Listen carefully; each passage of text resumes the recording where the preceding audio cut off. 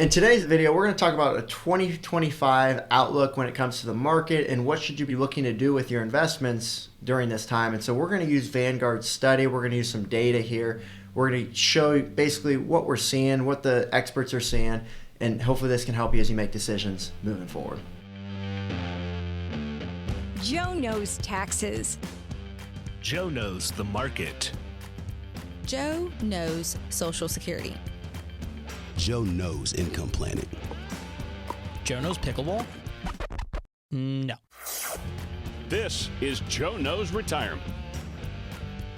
My name is Joe Schmitz. I'm the founder and CEO of Peak Retirement Planning. We're a retirement planning firm based here in Columbus, Ohio, and we serve clients all across the country. And our firm specializes in what we call that Midwestern Millionaire. Those who have saved $1 million or more, those who have been hardworking, frugal, diligent savers over all this time, and they want to make sure they're making the right decisions for the retirement. They've done all the right things up to this point. They want to make sure they're doing that moving forward. And so if you don't mind, if you would like to comment, I'd love to hear from you of what do you like from these videos, what really stands out. That's just going to really help us make content as we produce these videos moving forward, but also just make sure we're giving you all what you're looking for. You know, I don't want everyone to spend time here if it's not going to be valuable. And so that's the number one goal here of this YouTube channel, is to give as much value as we can through this. So we're going to start off by going through a chart here through Vanguard. So Vanguard does a study every single year, and I love these studies. And you know, you got to take them with a grain of salt. You know, they're not 100% going to be accurate, but it is good just to get a perspective of where the economy is and where they're expecting the market to do, and then really look at every different part of the market too to see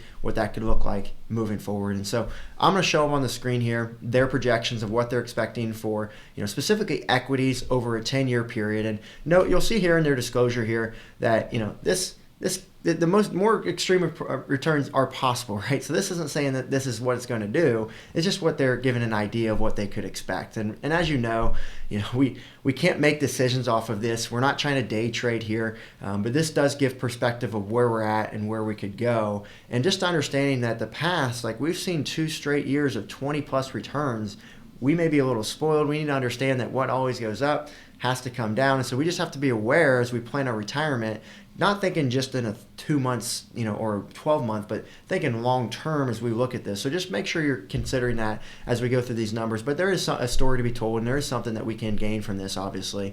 And so let's look at these numbers of what they have to say. And so if you look at U.S. equities, you'll see there that their return projection is only 2.8 to 4.8% for 2025. Now, I'll tell you, that is very, very surprising that it's that low. I mean, it's probably not surprising considering what I just mentioned. 2+ years of 20+ returns, market's at an all-time high. You know, we do have all this debt. There's a lot of things that are going on in our economy that would make sense when you look at historical averages as an all too, right? The market typically does about 7 to 10% on average. Well, if we've done double that the last 2 years, what do you expect is going to happen here moving forward to correct that average? So definitely something we're not used to seeing. I think with investors in general, you know, we may lose some patience there. But this is something that we have to understand, and just, you know, they're expecting value. So the difference between value and growth, right? There's a stark difference between what they're expecting there. And so equities in general would be all of that combined. You know, equities means stocks and, you know, individual stocks or maybe index funds. You know, mutual funds could be considered here. You know, our take on mutual funds, just to kind of share on this topic, is we're not the biggest fans of mutual funds. You know, maybe if you're a DIY investor, it wouldn't be a bad idea to make sure you have a professional investment but there's not as much control there in a mutual fund, and typically there's added cost obviously that come with it, and you're only getting that added cost for that particular fund versus an entire portfolio. So if you are going to look to pay a fee for investment management, we would say typically don't go the mutual fund route, go the professional investment management. And if you're not looking to pay a full fee for an advisor to do comprehensive planning, you know, that 1% fee we always talk about, I've done other videos on that, then, you know, you may want to look to get a low-cost robo-advisor or something that's going to look at your portfolio in general to make sure that you've got everything tightened up in all areas. Whereas a mutual fund just may look at large cap value and try to maximize large cap value, which is great, but then you're going to be responsible of seeing how much large cap value do you need in your overall portfolio, how much percentage towards that mutual fund versus the others, right? So you understand how this works, but just be aware of that. But for 2025, they're expecting value to much outperform growth. They're expecting growth not to do as well. And remember, growth of those big companies, Apple, Google, Amazon, Microsoft, all these bigger companies are not expecting to do as well here in the near future. And then large cap would be larger companies, so like those I just mentioned as well. They're expecting that to do a little better than just the growth-oriented ones in general.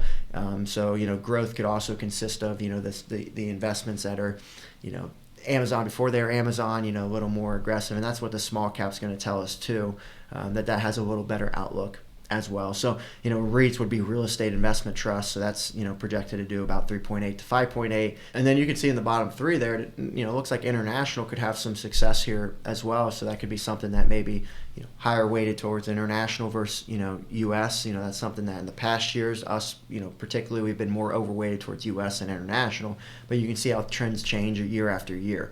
And so again, we're not trying to make any decisions based off this. Like for example, me, I'm a very growth-oriented investor for funds that I have for my retirement, right? So I'm probably not going to change that from being in equities. I'm probably going to continue to be in equities. There's no reason to go to fixed income or bonds or something for me, even though it may show a better return up front here right now, right? I'm thinking long term. And whenever in doubt, zoom out is what we always say.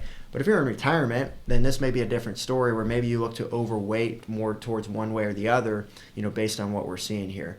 So you just have to understand your situation, understand what you're looking for there. But the next analysis I want to go through is fixed income. And so with the fixed income 10-year projection, you can see that this is actually looks pretty decent. So if you would have checked this out 3 years ago, you would have seen that it wasn't very generous at all. I mean, we were expected bonds not to do much at all, if anything. And so now you're seeing that you can get a 4 or 5% projected return on more of these conservative type of vehicles. Now, understand with bonds, we'll talk about that next, but there is still some risk with bonds. You could still lose some money, but something like treasuries, you probably can sleep at night without any chance of loss there, and you could get 4 to 5%. And so, that's something we always ask our clients is like, hey, if you could go with no risk with 4 to 5% return, how does that make you feel? Are you okay with that? Or would you rather take some more risk and try to seek some higher returns? And obviously some of our clients don't want to see a 4 to 5%. They want to get more. Some clients say, hey, I've got enough money at this point. Let's just kind of stable, consistent, steady over time. They may want a more heavy weight to things like treasuries or other protected vehicles where they can project a 4 to 5% return. And right now in today's marketplace, you can find that and, maybe take on less risk. And so that may be the consideration that people look for. And so you can see all the different examples of fixed income here and what they're projected to be at, but mostly all around that same idea. So, the question really becomes when we're looking at this is like, hey, if we're looking at equities being 2.8 to 4.8, but bonds being 4.3, or let's just look at treasury, something more protected, 4 to 5, if we're projected to do the same or better with treasuries with lesser risk, right, lesser median volatility, as you can see here, then why wouldn't we just do that? And that's definitely a wise consideration. And there's clients of ours that have preferred to do that. But you just have to think of the long-term picture. And I want to show you something just in let's just look at aggregate bonds. 4.3, 5.3%, a lot with interest rates are going to adjust, based on that. But let's just look at what bonds have done over time. And so this is where you just have to be careful with bonds. And so I just have pulled up here BND. So this is Vanguard's total bond market fund. So this would be kind of that aggregate bond fund that we just talked about. And if you look here, since inception, 2007, it's only done 2.9%. So that's on average per year. It's only done 2.9. That's not a very good return in my mind in that amount of time. I mean, that probably barely kept up with inflation over that time. And the other consideration is what it's done in the 10 years. It's only done 1.33%. And that's just a very low return when the market's done, 7 to 12% during that time period. And then you can see the 5-year turn, it actually lost money. So the 3-year lost money as well. And so, if we're looking for a protected vehicle, is bonds really going to be that protected vehicle? And then you can see year to date, we're up a little bit. 1 year, we're up as well. So again, just the considerations to think about. But when you look at the annual, I always like looking at the annual return. We can just look at this column here. Back in 2022, a lot of you probably remember this, bonds were down 13%. And so we have to watch using bonds for things like income planning, right? If a lot of the clients we work with are preparing to take out income from their investments, bonds may lower your risk, but it may not allow you to take out money, when the market's, you may have to take out money when the market's down. So we always call this sequence of returns risk, right? When the market's down, that's one loss, you take it out, then there's 2 losses Question becomes is, do you have enough time to make that up? And so that would be the consideration to think about is, hey, do you want to use a thing like a bond? Again, there's so many different types of fixed income. We just show them on the last screen of all the types. And there's many other types as well. But that's the consideration you're really going to want to think about, is there's still risk with this, and with the thing like a bond, you want to do something else like a treasury where there's not as much risk. There may not be you may be able to get a little more return with something like this, but you get the idea there. So that's just what we're looking at when it comes to options. And again, just make sure you're working with a team that can show you all these options out there. So we always recommend, like with the clients we work with, there's never any cookie cutter approach. Some of our clients want to be all in growth and equities, like we talked about. Some of our clients want to have the majority of their money all in fixed income and protected. There's really no right answer, especially with those that we work with who have been diligent savers, because at this point, they've almost earned the opportunity to take on more risk, if they want to, or they can take on less risk if they want to. Either way, they're going to be successful. And so it really just comes down to preference at that time.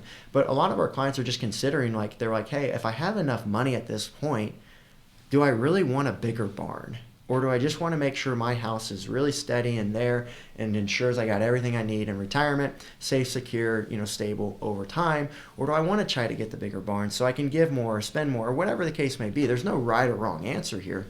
It just comes down to your preference. But just understand that in today's age, if you're thinking, I want to be more steady and consistent, you may want to look to overweight from, growth to protection, right? And that's something over the last couple years, especially the last year, a lot of our clients have been more considerate of because of these large market returns we've just captured. Again, it's like locking it up, it's taking chips off the table, and now you can enjoy what you want to do and know that that's going to be there, versus if the market drops, you're not going to have to worry if that happens. So again, there's pros and cons to that. But again, it just starts with what you're thinking and what you're wanting to do right now with your money. And a lot of our clients too think of, hey, should I hit singles and doubles or home runs? Again, you may want to hit the home runs, and if so, you're going to have to take on more risk. But you just have to weigh, risk and return. The more risk you take, what should happen is you should get more return. As we're seeing right now in our environment, that may not be true. And so you have to see and decide of what you want to do, because the numbers we showed you, anything can happen, right? We all know that. Market could go up another 20%, and these analysis, this just doesn't look good. Or it could be really realistic, and if that's the case, then what would you do in that point, right? So again, just with investing in general, we don't want to make emotional decisions. We don't want to make decisions that are not long-term, right? We want to think of everything as a plan, and everything is built into that. And so don't make any, rash decisions on what we talked about today, but hopefully it does give you some insight, and, maybe look into this report a little more so you can study it more and get a better understanding as you prepare for retirement moving forward. So with that being said, that's all I've got on today's episode of Joe Knows Retirement, and we'll see you on the next one. And I hope this 2025 is off to a fast start for you, and it's a great year for you moving forward.